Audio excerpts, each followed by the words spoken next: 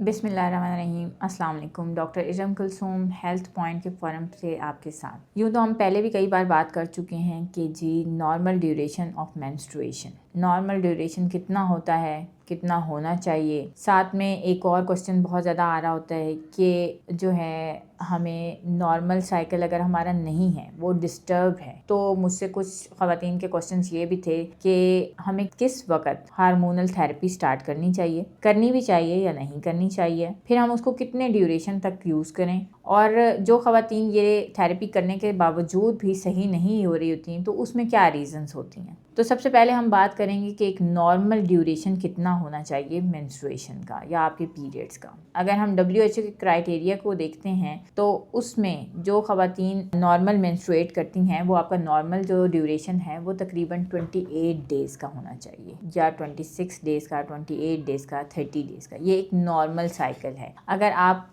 जो है 28 डेज़ का साइकिल लेती हैं तो उसमें आपकी ओवुलेशन भी ऑन द टाइम हो रही होती है, मंथली बेसिस पे आपको उसमें आगे पीछे डेज़ नहीं हो रहे थे। वो एक बहुत ही जो है आप कह लें कि स्मूथ साइकिल होता है आपका। लेकिन हमने जब अपनी डेली रूटीन को हम देखते हैं तो हमारे पास जो डेली रूटीन में हम अगर कंसीडर करते हैं कि एक नॉर्मल साइकिल क्या है, तो हम अगर कुछ बच्चियों को जैसे 28 डेज़ की बजाय या कुछ ख़वातीन को 28 डेज़ की बजाय 21 डेज़ के बाद यानी 3 हफ्ते के ड्यूरेशन के साथ अगर उसको मेंस्ट्रुएशन रिपीट हो रही है, और ये साइकिल 21 डेज़ से 35 डेज़ तक भी हम कंसीडर करते हैं कि कुछ ख़वातीन, कुछ बच्चियाँ आती हैं हमारे पास कि उनको 35 दिनों के बाद जाके, या 35 से 40 का भी आप एक साइकिल चला सकते हैं कि 35 दिनों तक भी अगर आते हैं, 35 दिनों के बाद उनका साइकिल रिपीट होता है, तो वो भी बिल्कुल नॉर्मल साइकिल कंसीडर करना चाहिए। उसमें बार बार आपको ये परेशानी नहीं होनी चाहिए कि क्यों मेरे साइकिल जो हैं वो 21 डेज़ पे हैं और मेरी जो पड़ोसन है उसका साइकिल 28 डेज़ का है या 30 डेज़ का है। आप 21 से लेके 35 तक की जो विंडो है उसको अपने अंदर एक ब्रॉड विंडो कंसीडर करें। उसको आप लें कि अगर इस ड्यूरेशन में मेरा साइकिल चल रहा है तो वो एक नॉर्मल साइकिल है। इसके अलावा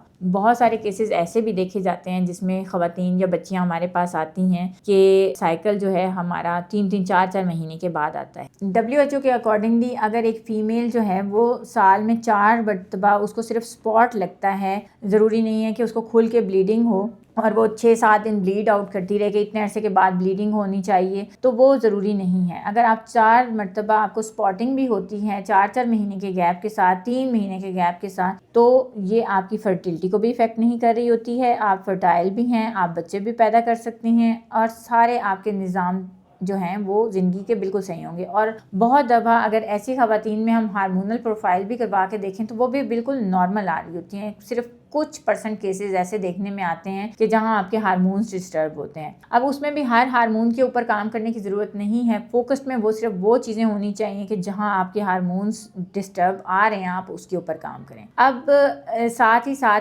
आपका एक क्वेश्चन जो मेरे पास बार बार आ रहा होता है, मेरी पेशेंट्स बाय फेस भी कर रही होती हैं या फिर मुझे अपने कमेंट्स में भी देखने को मिल रहा होता है कि किस एज से हार्मोनल थेरेपी स्टार्ट करा देनी चाहिए। तो अगर एक यंग बच्ची आपके पास आती है तो उसमें आपको बहुत ज़्यादा हार्मोन्स पे चले जाना या फिर एकदम से उसके ऊपर हार्मोनल थेरेपी को अप्लाई कर देने की ज़रूरत नहीं होती है, जो कि नॉर्मली माओं का ख्याल होता है कि अगर हमारी बच्ची के हार्मोन्स डिस्टर्ब हुए हैं, हम इसको 3 महीने का कोर्स हमने सुना है करवाती हैं डॉक्टर्स, या फिर हमारी सहेली की बेटी को 3 महीने का कोर्स कराया गया था या 6 महीने का कोर्स कराया गया था। तो हर बच्ची का केस एक जैसा नहीं होता है। सबसे पहला जो फोकस्ड आपका होना चाहिए वो उस बच्ची के ब्लड लेवल्स का होना चाहिए। उसका आयरन कितना है, क्या उसको अनीमिया तो नहीं है, या फिर उसका विटामिन डी डेफिशिएंसी तो नहीं चल रही, उसमें मल्टी विटामिन्स की कोई और कमी तो नहीं है, मल्टीपल सप्लीमेंट्स वो लेती है या नहीं लेती है, या उसकी डाइट कैसी है। डाइट पे हम कई बार बात कर चुके हैं कि अगर आपकी और आपके बच्चों की डाइट बेहतर होगी तो डेफिनेटली आपको बहुत सारे इश्यूज तो वैसे ही नहीं आएंगे हेल्थ से रिगार्डिंग। अगर आपके बच्ची में अनीमिया है, खून की कमी है, तो डेफिनेटली उसके पीरियड्स डिस्टर्ब होंगे। वो कभी आ जाएंगे, कभी नहीं आएंगे, रुक रुक कर आएंगे, खुल के ब्लीडिंग नहीं होगी, या आप बहुत ज़्यादा ब्लीड आउट भी कर सकते हैं। अनीमिक बच्चे के उनमें अनीमिया है,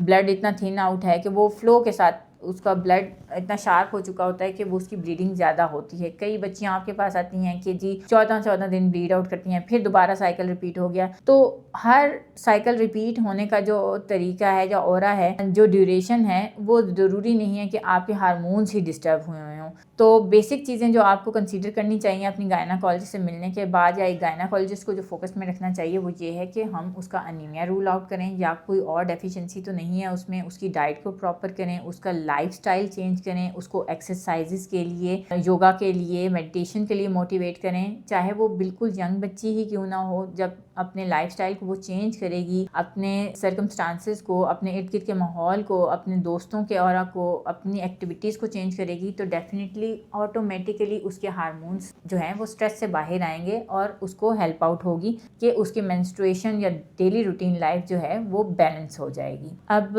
इसके साथ साथ ये चीज़ आती है कि हमें जो है अपने हार्मोन्स को बैलेंस करने के लिए डाइट कैसी लेनी चाहिए। तो डाइट हमेशा हेल्दी होनी चाहिए। मल्टीपल टाइम हम इसके ऊपर पहले भी डिस्कशन कर चुके हैं कि आपको अपनी डाइट में मीट, कीमा, कलेजी, ग्रीन लेवी वेजिटेबल्स या फिर ग्रीन वेजिटेबल्स के साथ साथ आपको green fruits, iron enrich diet जिसमें कि आपके कुछ रेड कलर के फ्रूट्स भी आ जाते हैं, रेड कलर की सब्जियां भी आएंगी, उसमें रेड चुकंदर बहुत ज़्यादा इंक्लूडेड हम करवाते हैं अपनी डाइट में बच्चियों को। जब आप ये डाइट उसकी मेंटेन करेंगे, उसको फ्रूट्स भी देंगे, उसको मीट भी देंगे, उसको वेजिटेबल्स भी देंगे, उसको दालें भी देंगे, सारी चीज़ों का आप एक चार्ट बनाएं, उतना एक जो है अपना वीकली उसको बैलेंस करके चलेंगे डाइट को, तो डेफिनेटली आप देखेंगे कि बहुत सारे इश्यूज जो हैं वो आपके वैसे ही रिज्यूम हो जाएंगे, बेहतर हो जाएंगे। आई होप सो कि आपको मेरी ये जो बातें हैं ये अच्छी भी लगी होंगी, समझ भी आ गई होंगी। तो इंशाल्लाह ताला फिर नेक्स्ट वीडियो में मिलते हैं एक नए सवाल के साथ। अभी के लिए इजाज़त।